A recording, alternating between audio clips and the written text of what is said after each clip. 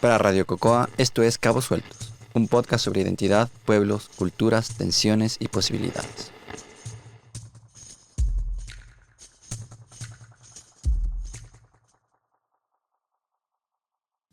Hola, yo soy Catignin. Bienvenidos a Cabos Sueltos. Estoy muy emocionada de presentar este episodio porque es el resultado de esos azares bonitos de la vida. El año pasado, mientras navegaba por Instagram, me topé con una publicación de América Futura que llamó mucho mi atención. El titular del post decía Chilco, la novela mapuche que América Latina necesita leer.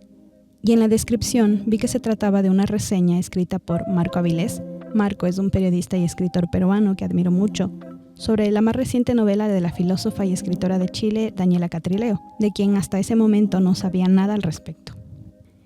Inmediatamente me dirigí al artículo y, por supuesto, terminé persuadida de leer la novela, que al poco tiempo afortunadamente conseguí en una librería digital porque no llegó a tiendas físicas acá en Ecuador. Leer Chilco, como se lo dije hace poquito a su autora en un mail, fue encontrarme con sentires muy íntimos que hasta ese momento no los había puesto en palabras, pero que los personajes de la novela también encarnan y que con mucho sentido del humor complejizan en sus diálogos y resistencias cotidianas. Y mientras leía el libro, estoy hablando de finales del año pasado, descubrí que la autora de este libro, Daniela Catrileo, y yo tenemos amigos en común, y por eso decía lo de los azares bonitos de la vida que han hecho que hoy, meses después de haber encontrado esa publicación en Instagram, traiga hasta este podcast una invitada muy especial.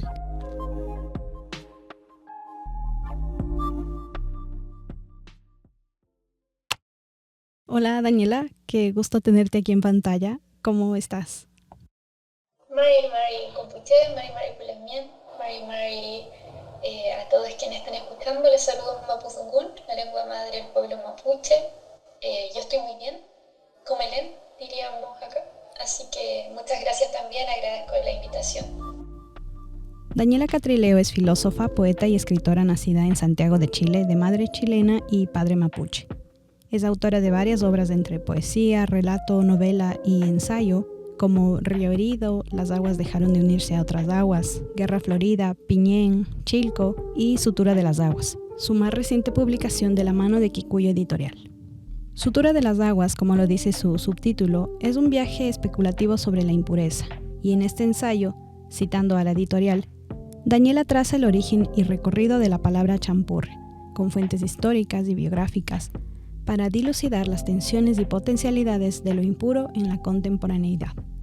Champurria es una palabra que denomina la mezcla y en Chile describe a los mapuche que han crecido en la diáspora, pero es una palabra que también provoca controversias, especialmente desde los esencialismos identitarios.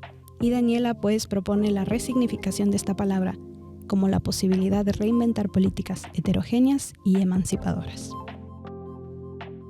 Sobre esto, sobre Chilco y su obra más extensa vamos a estar hablando en este episodio. Pero Daniela, quisiera empezar pidiéndote que me cuentes cuál es tu historia, quién eres, dónde creciste, qué estudiaste y por qué escribes.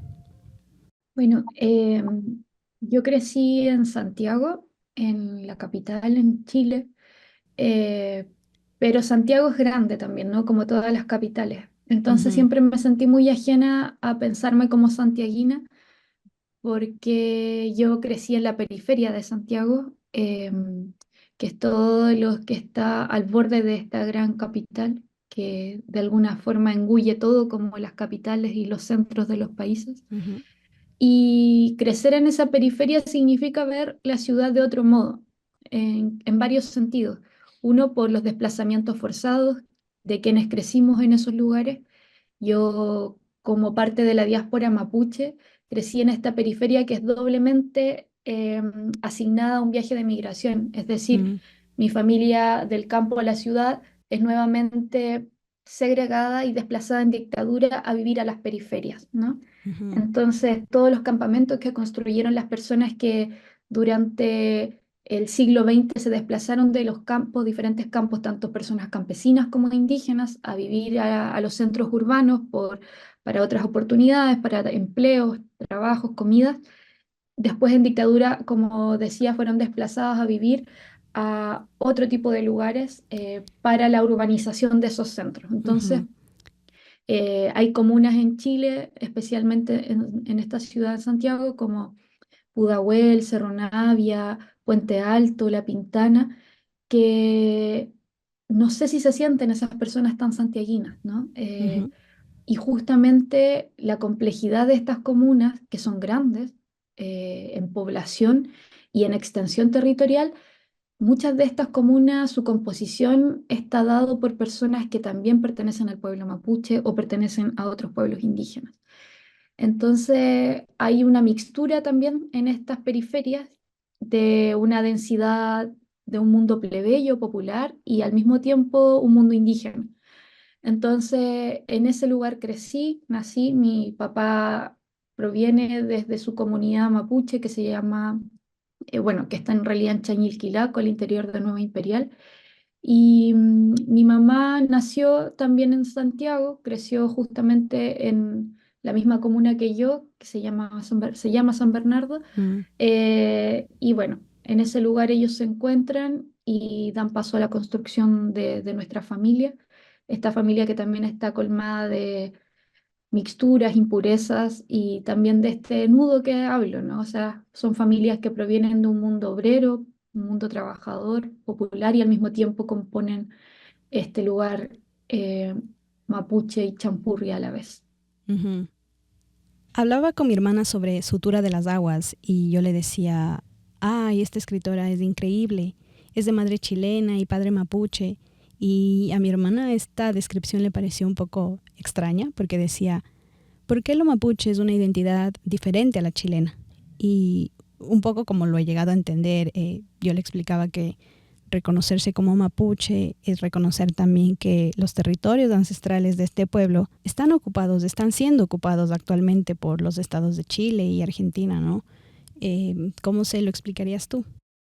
De una forma muy similar, yo creo que esa composición también es compleja durante los últimos Ujú, años, especialmente por todo lo que pasó acá con el intento de la convención y de las tomas de diferencias a partir de qué significa pertenecer a un pueblo originario, qué significa haber perdido un territorio y también qué significa ser despojados de esos territorios. Y yo creo que hay muchas personas en Chile que sí se sienten mapuche y al mismo tiempo chilenos y de mm, alguna ujú, forma viven en esa complejidad.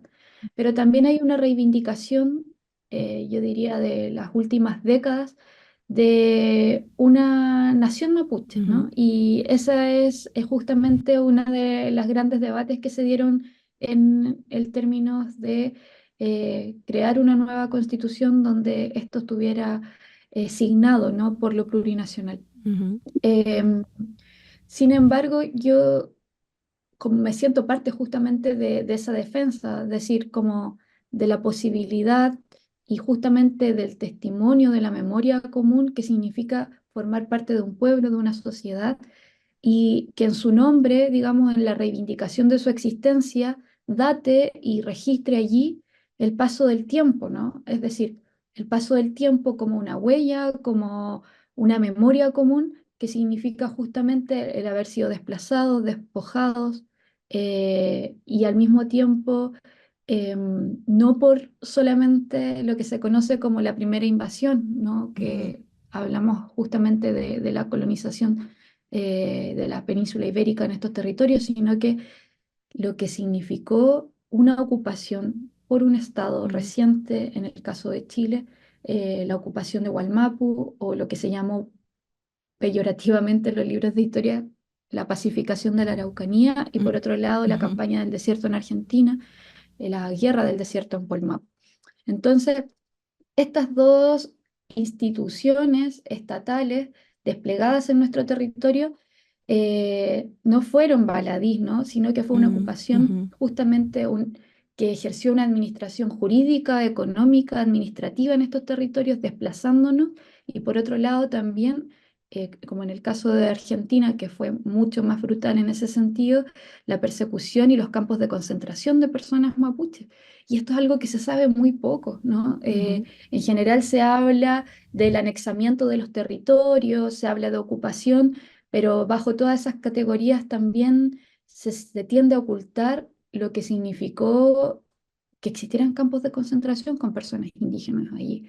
Ujú. Y la persecución de nuestros líderes espirituales, ancestrales, Wow. políticos, el Ujú. encarcelamiento de estas personas, la matanza, y también la defensa.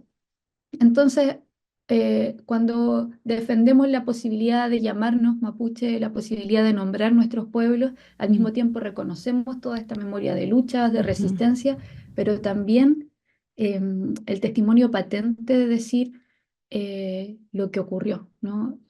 Y lo que sigue ocurriendo también, porque por una parte podemos constatar esto como parte de una historia, de un acontecimiento brutal, pero hasta el día de hoy nuestros territorios siguen siendo ocupados. Ujú. Sí, me acuerdo que cuando estaban discutiendo el tema de una nueva constitución en Chile, lo seguimos muy de cerca porque una persona muy cercana a mí, que ha sido militante y dirigente social del movimiento indígena acá en Ecuador y que participó en la lucha por el reconocimiento de los pueblos y nacionalidades indígenas como sujetos colectivos de derechos en la constitución ecuatoriana, y que actualmente lidera asuntos relacionados con justicia indígena, pues precisamente estuvo asesorando a líderes y grupos mapuche, y cuando ganó el no, pues recibimos la noticia con mucha tristeza. Y quiero hablar un poco más sobre el territorio, pero antes quiero preguntarte, cuando eras pequeña, ¿hubo algún momento que te hizo ser consciente de ese lugar intermedio que has habitado? Y el reconocerse como parte de un pueblo indígena tiene una relación como bien compleja, ¿no? En muchos sentidos, sobre todo cuando uno no nace en una comunidad. Y por eso hay Ujú. experiencias heterogéneas de personas indígenas. Es decir, em, la experiencia, por ejemplo, de mi padre o de mi abuelo son muy diferentes a mi experiencia como Ujú. mapuche. Entonces, en mi caso, no hubo una negación a la identidad, ¿no? Como pasa para muchas personas y a muchas amigas que sí les sucedió. Eh, pero esa negación, esa no negación de la identidad no significó que me pudieran enseñar mi lengua, ni que me pudieran enseñar más de mi cosmovisión, ni hacerme patente de muchas de nuestras ceremonias espirituales o aprendizaje, nuestras propias epistemologías como pueblo. Porque nacer en la ciudad también cercena otras formas de vida. Y a pesar de que hay muchos lamían, hermanos que sí recuperan esa espiritualidad para llevarla a cabo en las ciudades, especialmente en Santiago, por ejemplo, que existen ruca, que son nuestras casas, Mm. Ujú. eh, construidas de la forma ancestral, ¿no? Y al mismo tiempo también hay personas que se dedican a la medicina, a la revitalización de la lengua, pero esos son procesos políticos que también tienen una larga data, ¿no? Justamente dados por estas migraciones. Entonces, en mi caso, a pesar de que no se me negaba, ni nunca se me negó ser mapuche, y que esto estaba quizás reforzado por los viajes que hacíamos durante vacaciones con mi familia hacia la Ujú. comunidad de mi papá, donde él creció, eh, sí había un retorno. Y en ese retorno de las vacaciones había que compararse igual con la experiencia de los compañeros y de las compañeras en el colegio. Entonces Ujú. yo creo que por un lado está esa existencia, una existencia compleja y que se me revelaba mediante la diferencia que sentía con mis compañeros y compañeras en el colegio, es decir, primero dado quizás por la institución escolar, pero segundo de manera más íntima porque como mi papá y mi mamá trabajaban, yo fui criada por mi abuela materna también en gran medida, entonces eh, que también tenía otras diferencias, ¿no? Entonces crecer con mi abuela materna significaba también involucrarme con mis primos y primas Ujú. de, entre comillas, la parte chilena, Ujú. ¿no?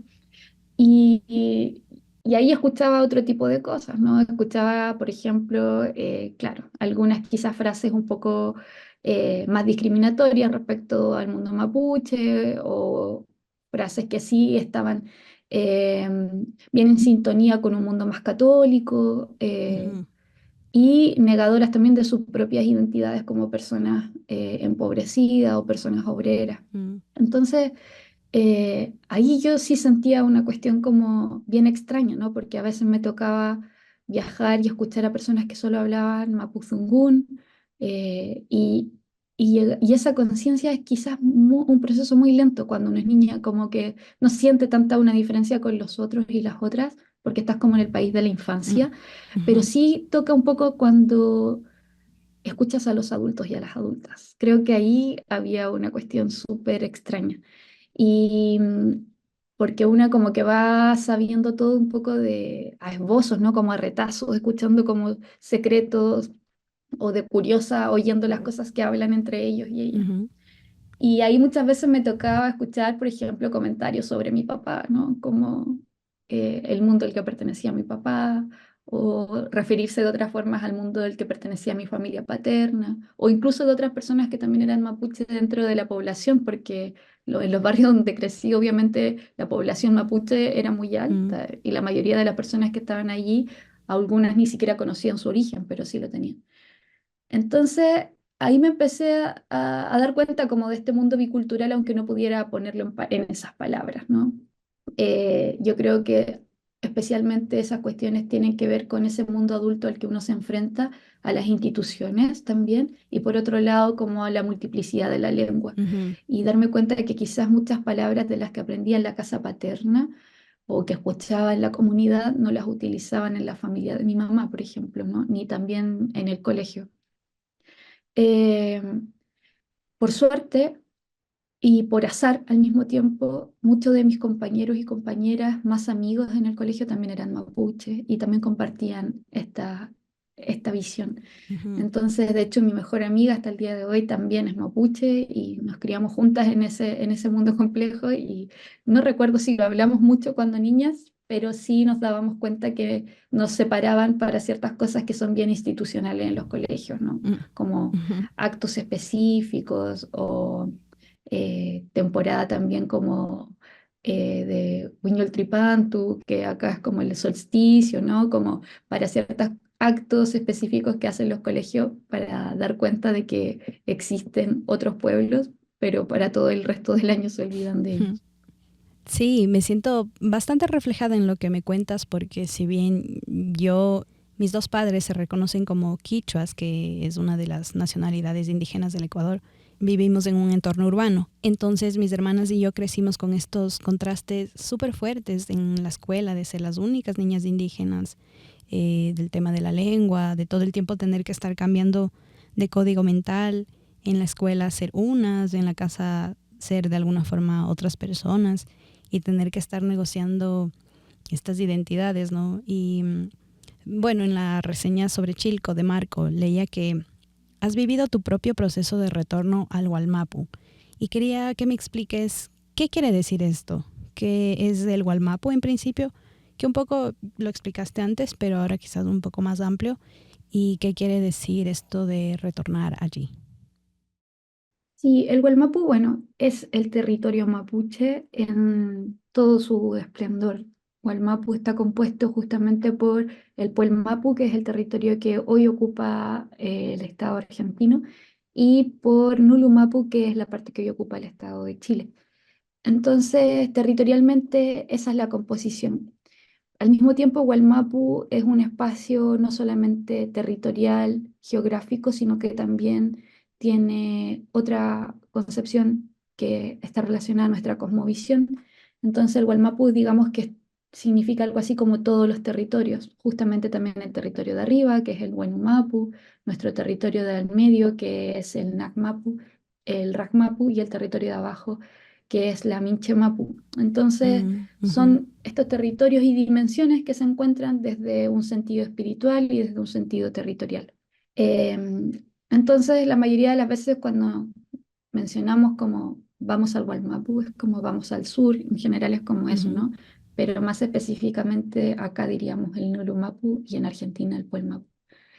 Y ese retorno al Gualmapu es la gran pregunta para muchos mapuches, ¿no? ujú, Sobre todo quienes están habitando la diáspora, quienes fueron desplazados, quienes migraron. Y hay yo diría que una gran romantización también sobre ese retorno. Y esa es una de las grandes complejidades que vivimos como pueblo. Y ujú. no creo que solamente el pueblo mapuche, me imagino que muchos pueblos diaspóricos también, y pueblos indígenas, o incluso personas campesinas que han migrado del campo a la ciudad. Digo que es la gran pregunta porque nos tienden nos tienden a hacer este cuestionamiento todo el tiempo, tanto personas del pueblo mapuche como personas externas. ¿Cuándo vas a volver? ¿No? ¿Cuándo vas a retornar? ¿Tu papá va a retornar? ¿Tu abuelito va a retornar? ¿Tu familia piensa retornar? Y es la pregunta existencial que se va instalando y transformando en pregunta política desde muy pequeña. Creo que la primera vez que me lo habré preguntado habrá sido cuando empecé a conversar con mi papá más de sus heridas coloniales, justamente.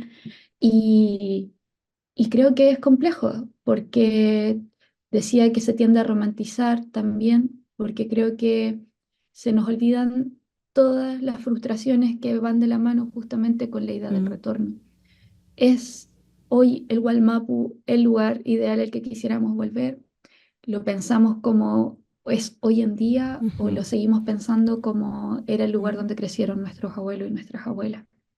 ¿Estamos dispuestos también a transar esos cambios? Es ujú, decir, hoy el Wallmapu, por ejemplo, al menos en la parte de Chile, es un territorio que ha sufrido varios desastres extractivistas, ¿no? Los monocultivos, las forestales están instaladas ahí hace mucho tiempo, ujú, las empresas hidroeléctricas europeas que se han instalado en el mm, territorio, el despojo de los ujú, latifundistas, de los colonizadores que nunca dejaron de estar allí y han perpetrado también las herencias de sus familias, eh, la falta de agua, como sucede en muchos de los territorios también. Es increíble pensar que parte del territorio mapuche, que tiene una relación con las aguas tan importantes, donde el agua asigna parte de nuestra ujú, lengua, nuestro imaginario y nuestras formas de vida. Hoy hay muchas comunidades a las que tienen que recibir camiones aljibes con agua porque no hay agua, ¿no? Entonces, bien triste pensarlo como de esa forma más compleja. Y sé que hay muchas personas que están dispuestas a volver con mm, todas las resistencias posibles a pesar de ello. Pero también me pregunto si esa es una máxima que tendemos a idealizar. Es ujú, decir, la lucha no creo que solamente esté en ese territorio. Y reconocernos como un pueblo diaspórico también, ujú, al menos para mí, quiere decir que nuestro territorio también lo cobijamos y lo llevamos a distintos lugares. Y que muchas veces ese retorno no significa una vuelta a un territorio particular, sino que a formar alianzas, a ujú, formar estrategias con las personas que resisten y viven en esos lugares y a estar atento de quienes están defendiendo los territorios.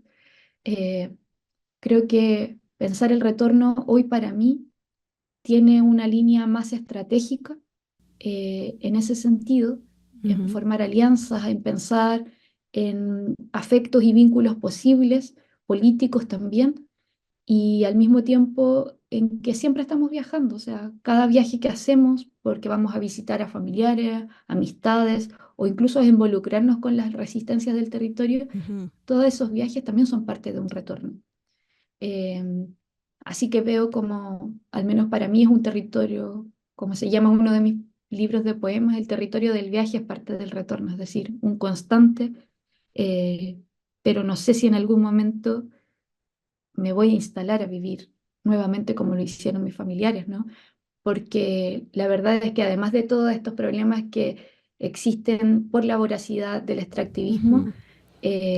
la verdad es que muchas familias mapuches no tienen territorio, ¿no? Wow. Es decir, lo Ujú, perdieron, los vendieron o se les fueron arrebatados, ¿no? Fueron expoliados de su lugar. mm, Entonces, muchas personas crecieron en poblaciones, en barrios, en la ciudad, en diferentes ujú, lugares y nunca han pensado ese retorno porque es muy difícil pensar ujú, hoy en día en tener un pedazo de tierra en el Gualmapu.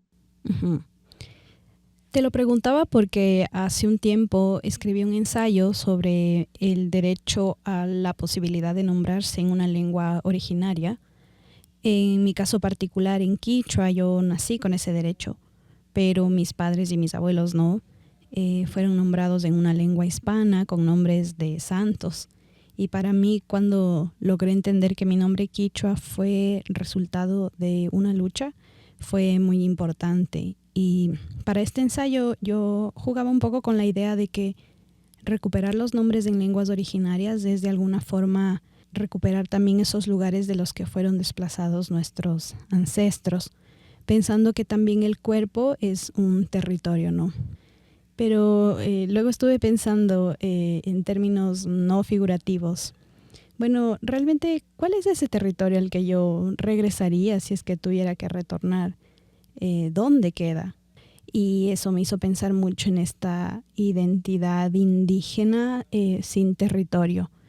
Y por eso quería hacerte esta pregunta, porque lo que acabas de decir resuelve un poco esta duda existencial de habitar este mundo como un cuerpo diaspórico, que, bueno, yo nunca me he pensado como una quichua diaspórica, porque siento que funciona distinto acá, o por lo menos yo lo he vivido de otra forma, pero me gustó mucho lo que tú dices sobre pensar formas estratégicas de resistir también en estos otros territorios más, más urbanos o no comunitarios, quizás sería más acertado Por decir. ejemplo, claro, como la idea del retorno específico a un territorio donde también se han visto empobrecidas muchas de esas comunidades y hoy de todas maneras incluso las comunidades muchas veces están compuestas por personas muy mayores porque los jóvenes también tienen que ir a estudiar o trabajar o buscan posibilidades en otros lugares. Mm, Es difícil resistir solamente de la tierra cuando la tierra también está siendo arrebatada y contaminada, ¿no?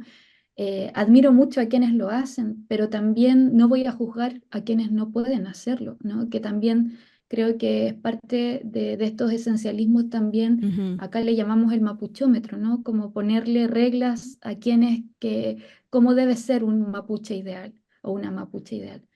Y admiro también mucho en esa estrategia a los lamien, hermanos y hermanas que en estos desplazamientos forzados también, como dices tú, han vuelto, tienen una mm, especie de retorno simbólico y espiritual y político en los lugares donde habitan.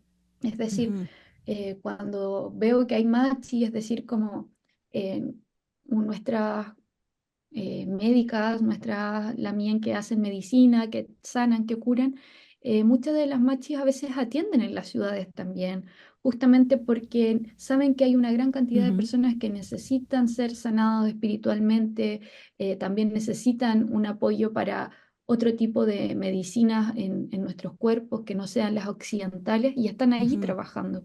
Pero también hay grandes ritos como la ceremonia del Niyatún que se hace en el pueblo mapuche, que también se hacen en las ciudades, o el canto como resiste en las ciudades. Pienso que hay muchas formas de mm, estrategia y resistencia afectivas, políticas y espirituales que también no se dan solamente en el territorio ancestral histórico, ujú, sino que también en estos desplazamientos. Y creo que parte de reconocer esta heterogeneidad, de la ujú, pluralidad, como está compuesto en nuestros pueblos, es también reconocer esas formas, esas pequeñas acciones que de alguna forma celebran sus formas de vida a mm, pesar del lugar donde se encuentren. ujú. Sí, y yo también lo reconozco y agradezco eso a mis abuelos, ¿no? Que han guardado tradiciones que hasta ahora las conservamos en la urbe y que es curioso porque acá hay una festividad muy grande para los pueblos indígenas que es el Inti Raymi, la fiesta del sol que se celebra en junio. Y es simbólico que las comunidades quichuas rurales se tomen la plaza central del cantón de donde yo soy y donde además está el municipio y la iglesia. Y un poco a veces los quichuas urbanos nos hemos quedado por fuera de esa toma porque no tenemos ese territorio, esa base comunitaria. Pero de todas formas, mi abuela materna, por ejemplo, abre las puertas de su casa para que los músicos y danzantes entren a festejar y prepara comida, mote, menudo, chicha. Entonces también son formas de haberse aferrado a esas tradiciones, ¿no? De resistir y evitar el olvido forzado al que estuvieron sometidos, ¿no?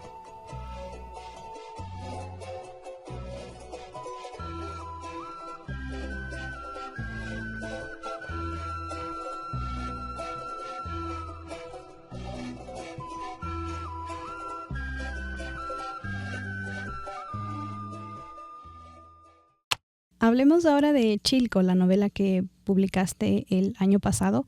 Te escuchaba en una entrevista decir que empezó siendo el verso de un poema y que no tenías pretensiones de que se convirtiera en una novela. Para las personas que todavía no la han leído, ¿de qué trata Chilco y por qué crees que Marco Avilés la ha llamado una novela mapuche? Bueno, partiría diciendo que chilco es una palabra en mapuzungún que, como muchas palabras en lengua indígena, es polisémica, ¿no?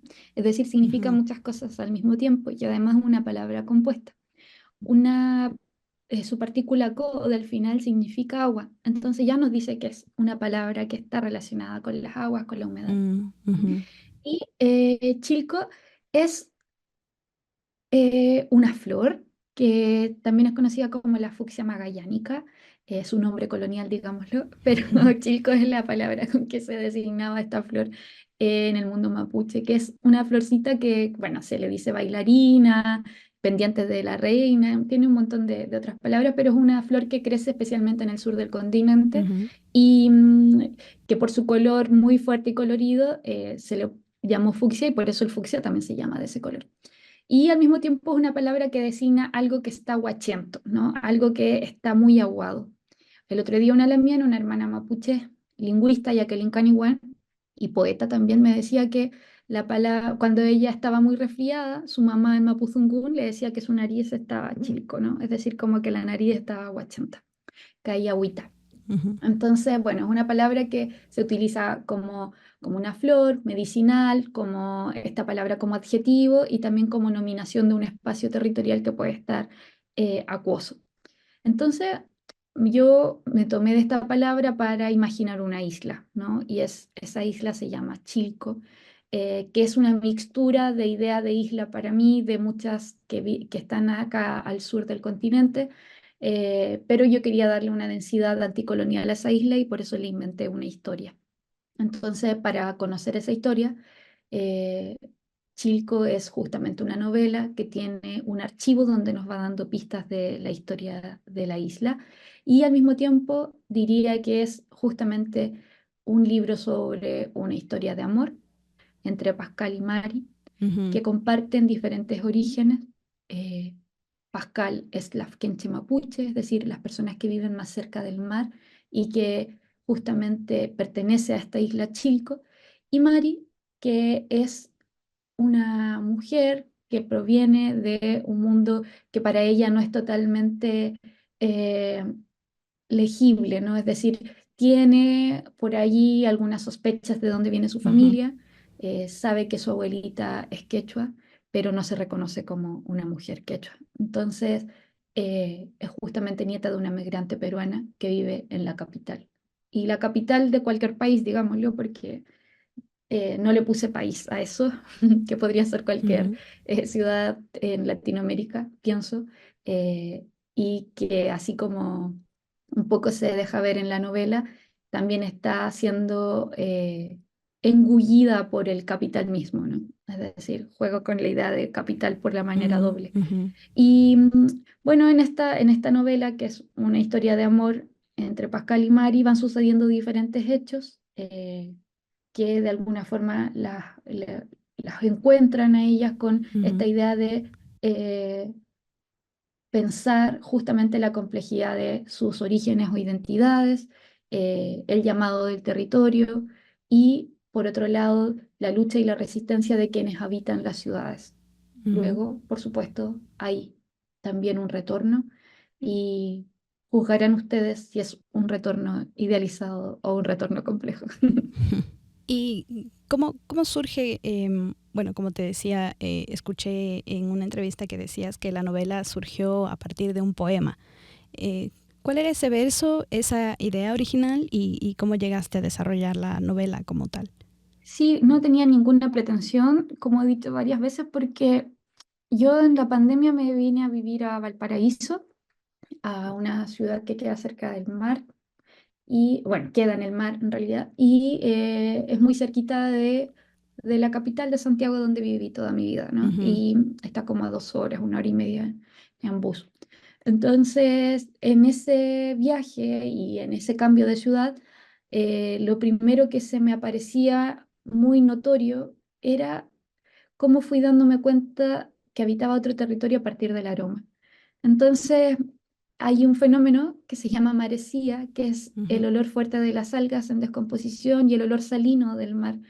Y yo empecé a notar, siempre llevo un registro de diario de vida, entonces empecé a notar que me daba cuenta de que habitaba otra ciudad, obviamente por todo el paisaje, pero justamente el olor me había cambiado, ¿no? Mm, Y cambiarme de casa también significó quizás poner énfasis en aquellas cosas sensibles que se iban transformando en mi vida. ujú, Y uno tiene diferente, cuando escribe archivos, va abriendo algunos otros, y por ahí se me fue agrandando más de la cuenta el que iba tomando ciertas notas de la ciudad. Era una voz que no sabía a quién le pertenecía, por eso pensé que podía ser un poema extenso y que coincide con la primera parte de la novela, que es la protagonista hablando de un aroma que solo ella puede percibir.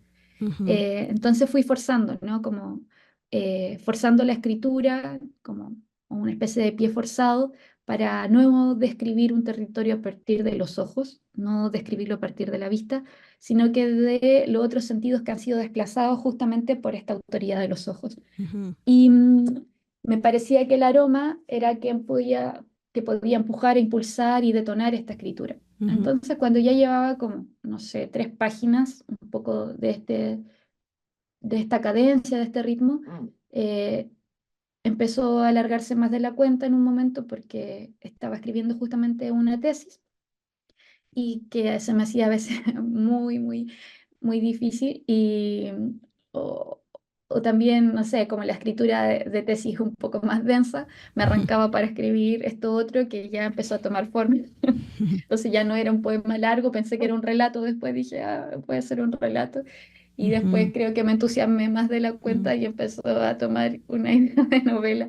ujú, Pero de verdad que no tuve ninguna estructura previa, ni pensé a priori en los personajes ni nada, ¿no? Como que fueron cosas que se fueron dando a partir de la deriva, justamente ujú, de estas fugas al otro tipo de escritura y con el juego, como con una exploración. Yo creo que la primera parte de Chilco me hizo muy feliz ujú, escribirla, como jugar, explorar, imaginar. Después ya las cosas se fueron poniendo un poco más densas porque los personajes tomaron vida propia ujú, y yo ya no pude decidir por ellos, entonces ahí ya no, me fui oscureciendo yo también a medida que se oscurecía, yo creo, la novela. ujú, Pero la primera parte me ayudó mucho como explorar, como poder imaginar mundos alternativos y también enamorarme de estos personajes que fui imaginando, también obviamente inventando a partir ujú, de cuestiones que ujú, una también conoce, de aspectos de familias o incluso familiares de amigas que una va reconociendo allí y que se van transformando en ujú. estos Frankenstein andinos que están en Chilco. Es una ficción especulativa, ¿no? Sí, es una ficción especulativa donde fui tirándome muchas hebras, ¿no? Y hebras de la realidad, ¿no? Como si uno torce un poquito esa realidad, como que justamente esa es la especulación en la ficción, como poder ir a través de la deriva, especular mediante como estos espejos que son también deformes.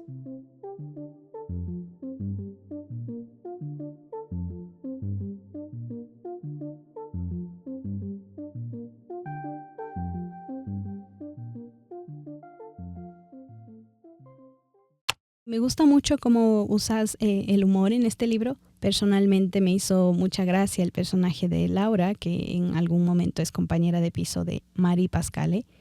Y como la describe Mari, es una suerte de cyborg, antropóloga del presente. Mari dice en un momento, a veces la imaginaba como una versión contemporánea de Martín Gusinde, grabándonos con su Tascam como sus antepasados lo hicieron con cilindros de cera, jugando a ser aventurera, a ser nuestra salvadora. Podía ser la Barbie profesiones si quisiera, aprendiendo las lenguas que apenas un siglo antes sus abuelas nos quisieron cortar. ¿Sería acertado decir que el humor es una forma más de resistencia para los personajes? Sí, y creo que también como una herramienta literaria también lo fue para mí. Es decir, yo al principio pensé que me iba a ir por ese lugar cuando ya dije, bueno, acá hay una novela, hay un librito. eh, Pensé en que casi todo el libro iba a estar tensado desde esa forma más satírica, irónica, Ujú, de escritura, especialmente como para evidenciar las construcciones de poder que están detrás de algunos personajes, ¿no? Para mí era como esa apuesta estética y política, como cómo pensar un resentimiento, ¿no? Cómo pensar una toma de conciencia ante las opresiones desde una experiencia sensible, y me parece que el humor, que es una herramienta muy difícil de poder aplicar, Mm, eh, yo quería trabajarlo como incorporarlo, ¿no? En algunos diálogos, en algunos actos, y como herramienta crítica también para evidenciar formas de colonialismo, clasismo y racismo que tienden a ocultarse porque generalmente se minimizan en lo mm, cotidiano, ¿no? Se nos ujú, trata muchas veces de exageradas a quienes damos cuenta de testimonios acerca de estos hechos, a quienes experimentamos, pero cuando las clases más privilegiadas quedan en evidencia ante estos hechos, creo que ahí el festejo retorna como a los cuerpos de los oprimidos, ¿no? Como para el ujú, goce. Y quería que también esa forma de humor la vivieran los personajes en ese sentido. Es decir, yo creo que Pascal ya tenía más resuelta algunas cosas porque venía eh, experimentando el racismo hace muchos más años que Mari y dando, o sea, quizás Mari lo vivía, pero no era consciente, ¿no? Y, y claro, cuando Mari ya se hace consciente del lugar que ocupa en el mundo, empieza a disputarlo todo y ahí se empieza a dar ujú, cuenta de todas estas cosas. Y es fuerte porque también nos toca a nosotras, ¿no? Muchas veces que es como ya eres consciente, tomas una conciencia política del lugar que vives, el lugar que, donde te creciste, el lugar de donde vienes, mm, y te das cuenta de todos los hechos racistas, estamos, por más pequeñitos que sean, ¿no? Y claro, y un poco tomar ese conflicto entre, o no sé si conflicto, sino que quizás esas diferencias entre el modo en que cada una podía experimentar estos modos de experiencias de vida, ujú, y al mismo tiempo poder ironizarlas y poder jugar para no hacerlas tan densas, pensaba que era una posibilidad. O sea, admiro mucho a las personas que pueden crear a partir del humor, y por eso creo que también es muy importante la enunciación y la representación, como, especialmente como una apuesta política arriesgada igual, porque, no sé, creo que en nuestra experiencia también tendemos a trabajar el dolor ujú, desde el padecimiento. Y que no creo que sea algo que esté mal, al contrario, es difícil hablar del dolor, crear desde el mm, dolor, y porque muchas veces nuestras familias ni siquiera pudieron abrir esas heridas, ¿no? Ni siquiera para poder enunciarlas. Y creo que de alguna forma nosotras estamos construyendo a partir de eso, pero quería arrancarme de solo un modo de crear, o un solo modo de escribir. Y nada, por ahí fui tirando de esas hebras, ujú, especialmente como, porque algunas fueron saliendo de forma más sencillas, pensaba, no sé, como también es el lenguaje en el que hablamos, no todo es padecimiento cuando estamos entre la mien, hermanos y hermanas, cuando compartimos entre personas de otros pueblos indígenas. También sabemos festejar, también sabemos reír, también sabemos gozar, y todo eso está imbricado, ¿no? No separamos el dolor de allá con esa celebración de acá. Celebramos y lloramos al mismo tiempo, y quería como que al menos parte de eso estuviera allí. Y algunas bromitas que sabemos que para nosotros también son súper cotidianas, como reírnos ujú, de quien oprime, ¿no? ujú. Tú decías que los personajes fueron tomando vida propia y quería preguntarte, ¿cómo fue cobrando vida Mari, que es la protagonista y es el personaje con el que de alguna forma me sentí más conectada por esta cercanía con lo que he hecho, ¿no? Y también, ¿cómo ha sido tu cercanía con lo que he hecho? A ver, yo creo que Mari fue quien tomó el poder en el texto, especialmente porque, claro, esta voz que yo no sabía identificar, después fue armándose como de un territorio, de un cuerpo, de una vida. Y quizás lo que quería huir al principio era de que la protagonista fuera mapuche. Ujú, Entonces, en esta búsqueda, y con que quizás yo me sentía más cercana también, por amigas, por personas que conozco hace muchos años, y por, no sé, donarle al menos como una historia que tuviera una densidad política en estos territorios, mm, era que Mari fuera quechua, ujú, especialmente porque, bueno, en Chile durante todos los años 90, que fueron nuestras infancias, adolescencias por acá, la migración peruana fue muy importante, y la ujú, migración boliviana también, pero además todo el norte de nuestro país entre comillas, de este país, ¿no? También está compuesto por muchos otros pueblos, Ujú, pueblos andinos que acá han resistido también y han mantenido sus formas de vida y donde no existen las fronteras del norte, es decir, como es tan extraño pensar que es Chile, Perú, Bolivia, ¿no? Argentina, cuando es un solo pueblo y está el pueblo aymara con el pueblo quechua y se encuentran en sus lenguas, tienen ujú, intercambios comunes, territorios, historias comunes, entonces me parecía que podía por allí trabajar una historia y una memoria que fuera parte también de esta complejidad andina que es bien rica y es interesante en formas de vida, ujú, y que también es parte de este lugar, como muchas veces se niega, se invisibiliza de muchas maneras, pero el lenguaje, el habla coloquial en Chile está salpicado de estas lenguas, o sea, está lleno de mapuzungún y de quechua por todas partes. Entonces, quizá eso también me contribuía a mí a poder evidenciar esto, ¿no? Como el ujú. multilingüismo, que es parte del habla coloquial, está colmado de palabras en quechua acá en Chile. Y bueno, por eso nace Mari. Y bueno, mis alianzas con el mundo quechua también han sido muy antiguas. De hecho, agradezco mucho que también en los lugares donde me he movido, el quechua esté presente también en la revitalización de la lengua, Ujú. justamente en conjunto con el mapuzungún. Y así he podido conocer a muchas personas que también están en esa lucha, en esa resistencia en estos territorios.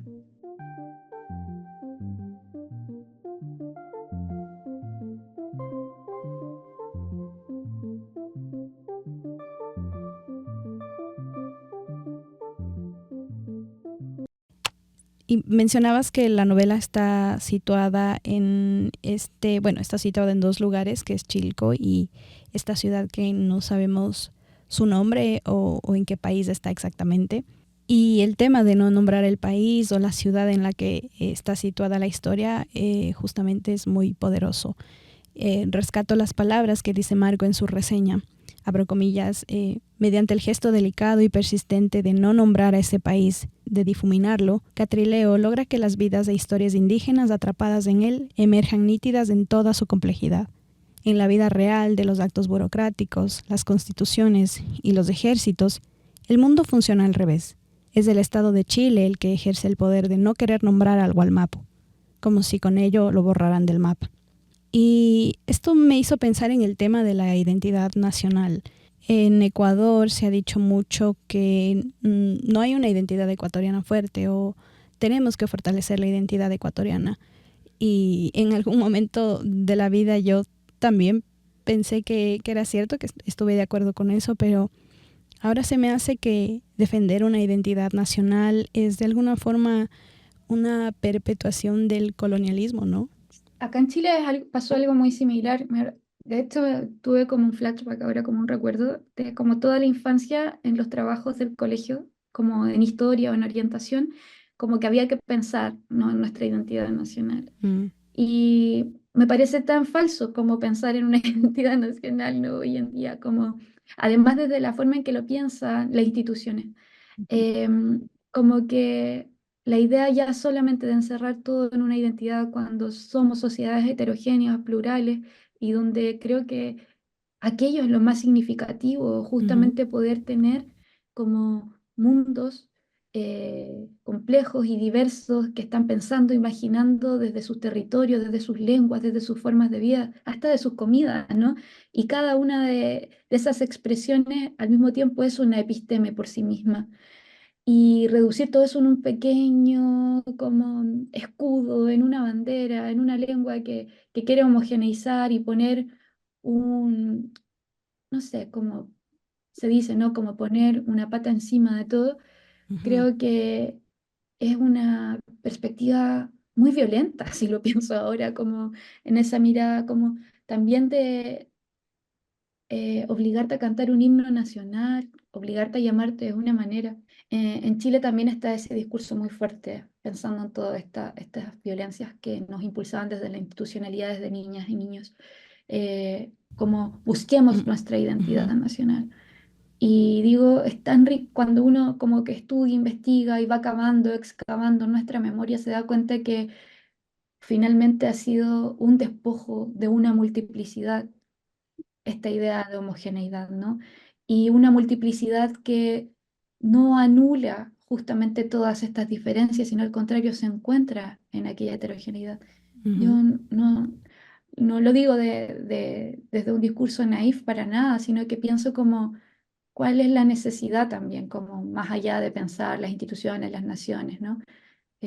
Cuando al final creo que justamente toda la heterogeneidad es el impulso de una convivencia comunitaria ujú, y al mismo tiempo de una traducción de hasta la idea de naturaleza, o sea, si vemos un poquito hacia afuera y vemos lo complejo, lo diverso, lo interesante que son las diversas formas de vida de la naturaleza, ¿por qué homogeneizar todo, uniformar todo? Em, ujú, Sí, creo que son expresiones demasiado burocráticas, como dice Marco, institucionales, ¿no? El Estado se piensa así, pero también los grupos de poder de los países, las élites que han querido ujú, mantener ciertas tradiciones aristocráticas que inventaron o trajeron de afuera, o que al mismo tiempo siguen oprimiendo con un discurso colonial la idea de país. A veces creo que, no sé, como si pensamos en todas las historias como de las formaciones de la República, esas primeras ideas que se instalaron no son muy distintas a las que se quieren instalar hoy día. Como que ujú, acá en Chile se discutió hace poco la idea de volver a cantar el himno nacional todos los lunes en los colegios. Y me parece que es terrible, ¿no?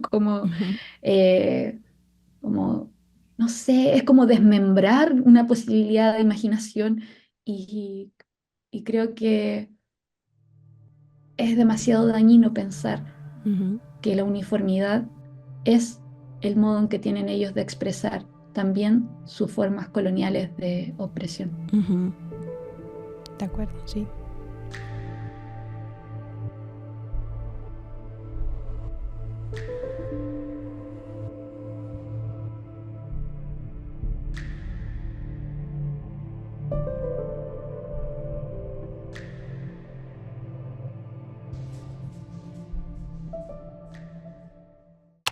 Ahora, moviéndonos hacia la publicación más reciente que hiciste con Kikuyu Editorial, Sutura de las Aguas, entiendo que es parte de una investigación más amplia que hiciste para una tesis de doctorado y mucho de Chilco está basado, de hecho, también en esta investigación, ¿no? ¿Cuál es esa investigación? Porque cuando leí Chilco, que se publicó antes que Sutura, y luego leí Sutura, todo conectaba y hacía clic. ¿Cuál es esa investigación y de qué premisa partiste? Sí, es de magíster, no es de doctorado, eso sí. Lo otro es que sí, esa era la tesis de la que me arrancaba cuando escribía Chilco y de Chilco me arrancaba después cuando ya las cosas se pusieron muy densas hacia la investigación.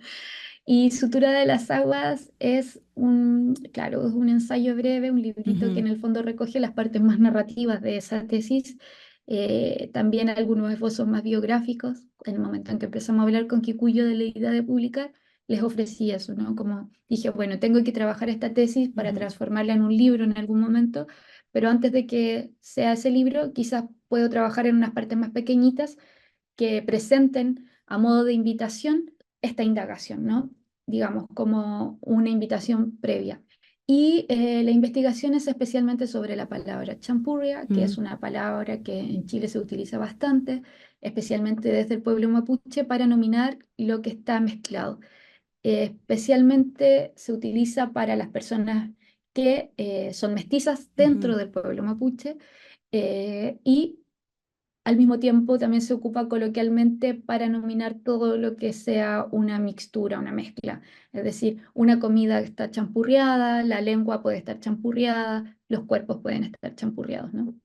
Entonces, ¿por qué me interesaba esta palabra? Porque desde niña es la forma en que mi papá me ha llamado a mí y a mi ujú, hermano, y aparte de su familia.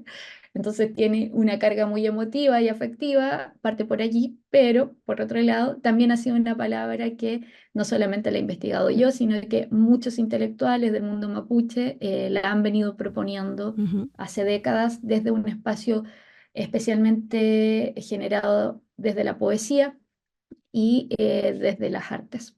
Entonces, digamos que a través de esta investigación como me hago parte de esta constelación más amplia de quienes han pensado esta palabra y la han propuesto desde diferentes formas, solamente que yo quise quizás darle una búsqueda desde no solamente lo mapuche, sino que ir Mm, más allá de lo mapuche, y por eso trabajé archivos de eh, historia colonial para buscar un poco, o no sé si buscar un origen, más bien como darle una genealogía bastarda, ¿no? Como ujú, decir, como encontrar pedacitos de todos lados y decir, ok, no es una palabra que parte desde este territorio, sino que tiene una historia mucho más amplia, y justamente a través de esta idea de la especulación, de un ensayo que tiene su máxima en la deriva, me hice parte de este viaje. Y mediante los archivos, creo que una de las cuestiones más hermosas que me pasó en esa indagación es darme cuenta que es una palabra que nace desde una idea de mixtura y que por todos los lugares donde transita va nominando justamente esa heterogeneidad. mm, Y yo participo hace muchos años en un colectivo que se llama Rañituleufu, que significa Entre Ríos en Mapudungun, y nosotros siempre ha sido también dentro de nuestro manifiesto, en la constitución del colectivo está que nos reconocemos como champurria, entonces ujú. también es una palabra que hemos pensado colectivamente. Y bueno, esa indagación recoge un poco esas ideas, esas indagaciones, hasta conformar en una última parte, también una posibilidad de que sea lo champurria un lugar de contaminación y polinización desde la estética y la política. Es decir, que quienes se reconocen desde un mundo champurria al mismo tiempo puedan experimentar con más ligereza y más libertad expresiones artísticas que no estén pensadas desde un esencialismo. Particularmente conecté mucho con tu historia, ya te lo dije al principio, con la historia de tu padre, de tu abuelo también, el hecho de habitar un lugar intermedio, el hecho de existir entre dos lenguas. Y hay una parte que me encantó donde escribes, mi abuelito siempre me pareció un hombre sigiloso. Todo lo contrario a los relatos que cuentan de él, donde es protagonista de viajes cruzando la cordillera al Puel Mapu. Y luego dices, tal vez en su lengua madre tiene otro ritmo, otra manera de aproximarse a los demás. Y lágrimas fueron derramadas en esta parte porque sentía que describías a mi abuelo materno, ¿sabes?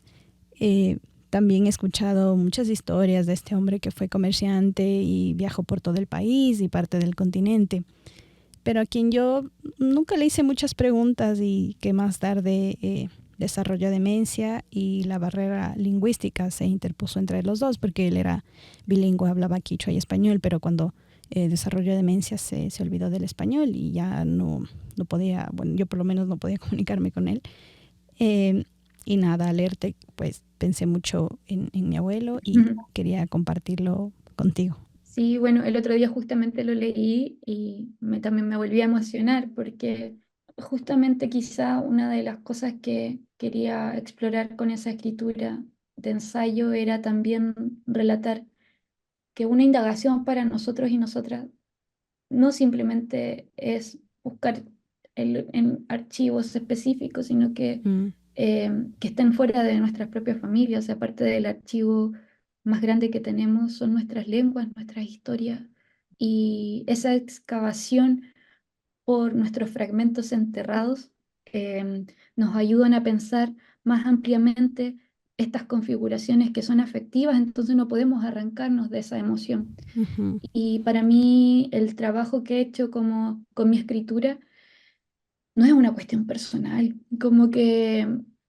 me pasa mucho que todo el tiempo pienso que es tan colectiva porque está colmada de estas historias de mis abuelos, de mis abuelas, ujú, que no me puedo arrancar de ellas, o sea, no me puedo arrancar de la forma en que me criaron, de la forma en que aprendí las lenguas, de la manera en que aprendí a soñar, de la manera en que aprendí a reconocer las hierbas, los tejidos, en fin, como que todo eso está salpicado por epistemologías que no son reconocidas, por sabidurías populares e indígenas que no son reconocidas. ujú, Y son tan importantes para mí porque me doy cuenta de que la adulta que soy hoy en mm, día es esa niña que se crió con sus abuelos y abuelas ujú, también. Y aprendió allí cuestiones tan significativas como lo que después aprendió en algunos libros. Y lo pienso también en ese sentido. Con un amigo hablábamos como, bueno, en nuestras casas no habían grandes libros, no había una gran biblioteca porque era muy caro, era difícil acceder a eso. Pero a Ujú, veces llegaban algunos periódicos, a veces llegaban algunos suplementos, pero nunca, nunca faltó en esas casas hablar de los sueños al otro día en la mañana. Nunca faltó en esas casas una sobremesa larga donde contaran sus historias. Nunca faltó que mi abuelita cantara o mi abuelito cantara y que pudieran explicar algunas palabras de sus lenguas. Entonces, creo que allí hay un mundo que reconozco a través de la escritura y de mi creación. O sea, ujú, decir, lo que hacemos es mucho más comunitario de lo que pensamos y al menos para mí la escritura es mucho más colectiva de, de que esa idea tan occidental de un genio encerrado escribiendo solo, ¿no? O sea, a pesar de que hay un trabajo de escritura que es más solitario, pero está salpicado, está manchado de todas estas formas tan hermosas que tuvieron también nuestros antiguos y nuestros ancestros para poder reivindicar hoy en día y que también recogemos de ellos y de ellas. ujú. Y me encanta que, bueno, tu propuesta es de entenderlo champurrea como un intersticio, un espacio entre dos cuerpos en donde, a diferencia de las fronteras, hay más puentes que controles policiales. Y lo explicas con una metáfora de la piel que me pareció bellísima. ¿Cómo llegas a esa metáfora? De puro curiosa, diría, como empecé, como que creo que, a ver, mi forma de pensar es escribir también, como que pienso en el lenguaje, ¿no? Entonces, Ujú, voy tirando de ciertas hebras y esas hebras me van llevando a otras. Entonces, en el momento en que quería arrancarme de una idea de frontera para hablar de una zona liminal, ¿no? Que, bueno, lo han hablado muchos teóricos y teóricas, pensadores alrededor del ujú, mundo, yo decía, ya, pero tiene que haber otras metáforas para hablar de esto. Entonces me parecía muy hermoso que la palabra champurria tuviera una composición que fuera desde las aguas y que fuera una onomatopeya, porque para mí las aguas son importantes como forma de epistemología comunitaria y también ujú, personal, porque mi apellido viene de río, mi apellido significa río cortado, río herido. Entonces, digamos que mi linaje está manchado, está salpicado, está compuesto por estas aguas ujú, y no me es difícil pensar de una forma acuosa todo, casi diría que casi todo lo que escribo está pensado por el agua. Y entonces cuando llegué a la idea del intersticio, nada, buscando también me di cuenta que además era muy bonito que justo hace muy poco había sucedido que estos científicos y científicas habían descubierto como que el intersticio no era simplemente una metáfora para hablar, sino que era un espacio ujú, del cuerpo, o sea, un espacio territorial, un espacio que existe y es un órgano. Y es un órgano compuesto justamente por materia acuosa. Entonces dije, acá está. Entonces, todas las cosas fui tirándolas así, ¿no? Como alguien que está haciendo arqueología y busca más de la cuenta, o ujú, alguien que está tejiendo y mete una nueva hebra de un color distinto y se da cuenta que crea una nueva forma. Creo que eso es lo que hago. No es muy distinto cuando cocino, ¿no? Que voy mezclando cosas y a veces salen platos ricos. ujú. Y de hecho, al principio del libro empiezas diciendo, ¿no?, que esta investigación partió de una curiosidad culinaria de lo champurria en la cocina, en lo que comemos. Pero bien, acercándonos hacia el final, quería preguntarte en qué estás trabajando ahora, cuáles son tus próximos proyectos que podremos leer en el futuro.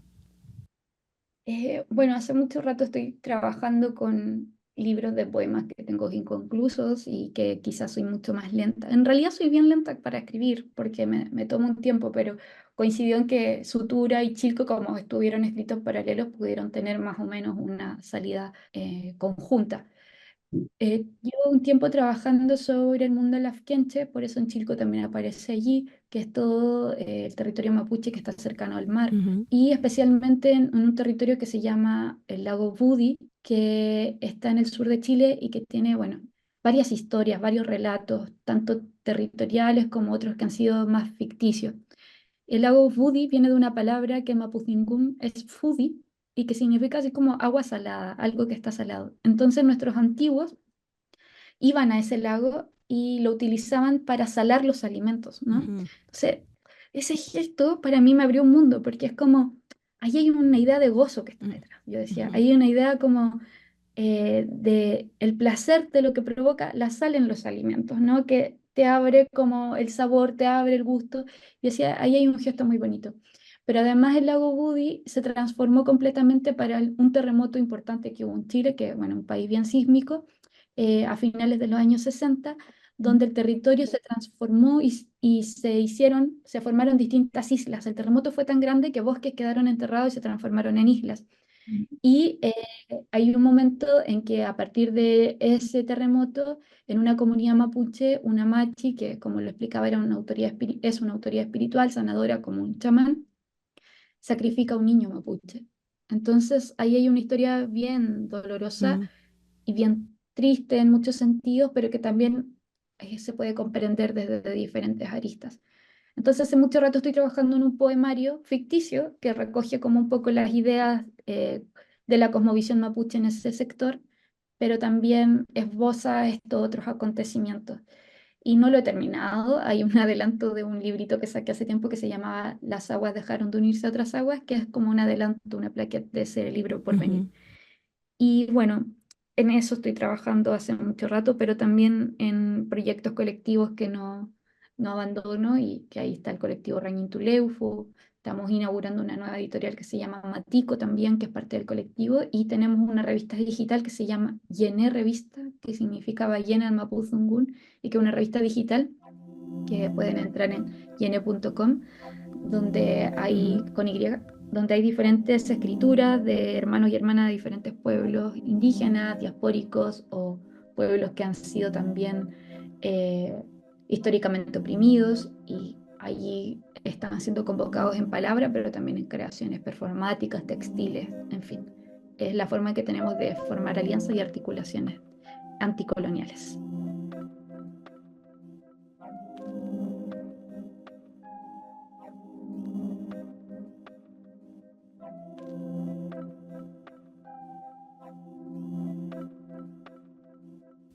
Hay tantas cosas bellísimas en este libro que siento una pequeña desesperación porque la gente lo lea, pero nada, muchas gracias Daniela por tu tiempo, por esta entrevista, por esta conversación, y espero que en el futuro podamos seguir conversando sobre tus obras. Pasó muy rápido el tiempo sinceramente, pero yo me quedo aquí con Sutura de las Aguas, que me lo he leído y releído y lo tengo muy rayado y subrayado, y creo que seguiré dialogando contigo de esta forma. Mañu Mati, muchas gracias. Peucayal, que estés muy bien.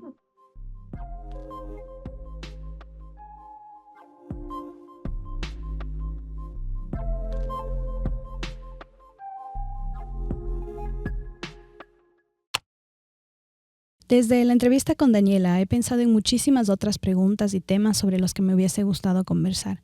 Tal vez por tiempo, tal vez por nervios se me olvidaron en el momento y me digo, chuta, quizás la entrevista debió ir un poco más por acá, por allá, por este otro tema o este otro. En fin, hay un poco de autoexigencia también en ese repasar constante de lo que ya fue, ¿no? Y más bien, aunque parezca repetitivo ahora, quiero agradecer de nuevo a la autora, a Daniela, porque para mí este significa un momento cumbre del podcast y no quisiera dejarlo pasar inadvertido. La premisa de Cabos Sueltos se pensó para transitar por las tensiones identitarias, culturales y políticas del tejido social en un principio ecuatoriano, pero es que esas tensiones no son exclusivas de esta delimitación geográfica llamada Ecuador, sino del continente entero que hoy lleva por nombre América. Y aunque desde la conceptualización de este proyecto siempre quise que en el futuro cruzara, difuminara esas fronteras forzadas entre poblaciones, pueblos y comunidades que habitamos esta región, no pensé que sucedería tan pronto. De hecho, con Alessandra Yupanqui se hizo realidad y ahora con Daniela Catrileo ese anhelo se sigue plasmando. Y de este episodio en particular quiero destacar que, si bien como pueblos originarios el reconocimiento de una memoria común de alguna forma nos ha fraternizado, con todas nuestras particularidades, diferencias y complejidades, y este podcast está dedicado a resaltar eso. Sin embargo, siempre quisimos darle espacio también a pensar y dialogar sobre esa realidad mestiza de este continente, que en los imaginarios y discursos nacionales se ha enmarcado opuesta y distante de las comunidades y sujetos indígenas. Pero como propone Daniela con la resignificación de Champurria, el mismo Marco Avilés con la reapropiación de lo cholo, o Silvia Rivera Jusicangui con su mundo cheje, La mezcla es un intersticio, un lugar intermedio donde se habita y se convive con las contradicciones. Así pues, consideren este el primer episodio dedicado al deseo de ampliar y seguir dialogando con esas reflexiones. Si esta es su primera vez conociendo y escuchando a Daniela Catrileo y quisieran acercarse más a su obra, les recomiendo adquirir un ejemplar de Sutura de las Aguas escribiendo por interno al Instagram de @kikuyoeditorial. Este episodio fue producido por mí, Catignina Tituaña. Un agradecimiento especial a Kikuyo Editorial Ecuador y Kikuyo Editorial Chile. Los temas musicales son de Blue Dot Sessions, los créditos y enlaces como siempre en la descripción de este episodio. Esto fue Cabos Sueltos, gracias por escuchar.